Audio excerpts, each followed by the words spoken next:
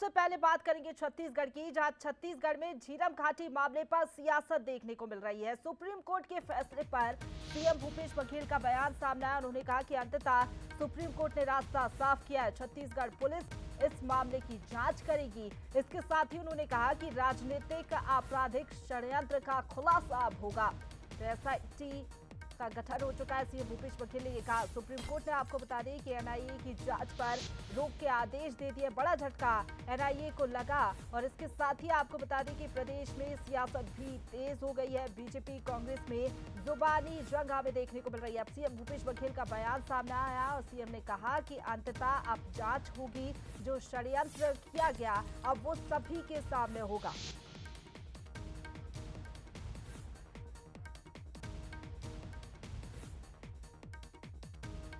उच्चतम न्यायालय के इस फैसले का मैं स्वागत करता हूं कि एनआईए के जो आवेदन उसको खारिज किया गया।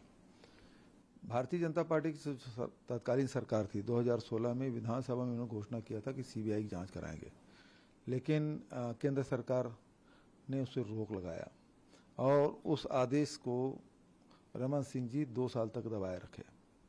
2018 मार्च में मैंने एक पत्र लिखा था कि इसके बारे में क्या हुआ, तो उसका भी जवाब मुझे नहीं दिया। जब हम लोग सरकार में आए तो सारे तथ्य हमारे सामने थे और इसके बाद एसआईटी हमने गठन किया। उसके खिलाफ लोग एनआईए कोर्ट गई। उसके बाद दूसरा एफआईआर जो हुआ उसमें भी ये लोग लगातार कोर्ट के माध्यम से रोकने की कोशिश की, लेकिन अंततः माननीय उच्चतम न्यायालय ने रास्ता साफ किया कि छत्तीसगढ़ पुलिस इस केस की जांच करेगी। तो जो राजनीतिक आपराधिक षड्यंत्र हुआ था उसका खुलासा होगा इसमें। और इसी खबर पर ज्यादा जानकारी के साथ हमारे साथ संवाददाता कुलेश्वर फोन लाइन पर जुड़ गया है। कुलेश्वर, अब सियासत जो है पूरे मामले को लेकर तेज हो गई है। बीजेपी एक तरफ अपने बयान रख रही है, अब सीएम भूपेश बघेल का बयान सामने आया। न्याय की लड़ाई उन्होंने बताया, साफ तौर पर कहा जो अभी तक छुपाने की कोशिश की गई है बीजेपी की ओर से, सच सभी के सामने होगा।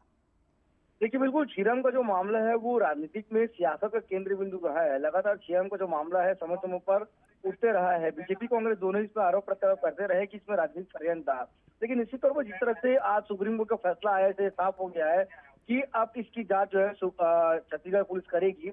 और इसी को लेकर सीएम भूपेश बघेल ने कहा है कि जो भी इसके पीछे गुनहगार होगा उसको हम सामने लाएंगे। देखिए, 11 साल से अधिक हो गया और निश्चित तौर पर जो झीरम के पीछे के जो गुनहगार है वो अभी तक बेखौफ घूम रहे हैं और जो शहीद हुए थे उनके परिजनों के आंख के आंसू भी सूख गए हैं।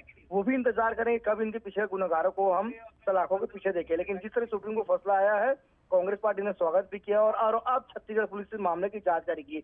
देखना होगा कि छत्तीसगढ़ पुलिस कब इस मामले को सुलझाती है और इस बड़ा षड्यंत्र जिसमें कांग्रेस के पहले पंक्ति के तमाम नेता जो है शहीद हुए थे, विजयचरण शुक्ल के तहत जो नेता है उनको कब तक न्याय मिलता है। निश्चित तौर पर कहीं ना कहीं इसको लेकर सियासी बयानबाजी भी जारी है, लेकिन एक उम्मीद जंग तो तेज हो गई है। हालांकि देखना काफी ज्यादा अहम हो जाता है कि छत्तीसगढ़ पुलिस अब जब नए सिरे से इस पूरे मामले की जांच करेगी तो क्या कुछ सामने आता है, क्या वाकई न्याय मिल पाता है या नहीं, गुत्थी सुलझ पाती है या नहीं। फिलहाल आपका बहुत शुक्रिया हमारे साथ जुड़ने के लिए और तमाम जानकारी के लिए। और